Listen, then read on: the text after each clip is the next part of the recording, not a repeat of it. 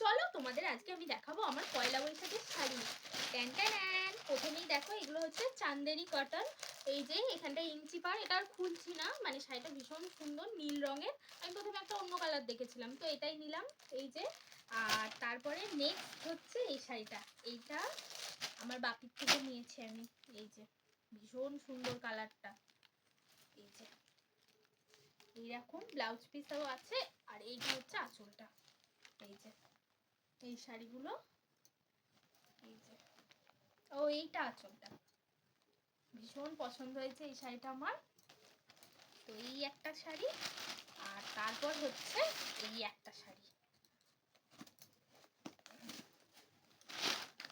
এই শাড়িটাও জাস্ট দেখো।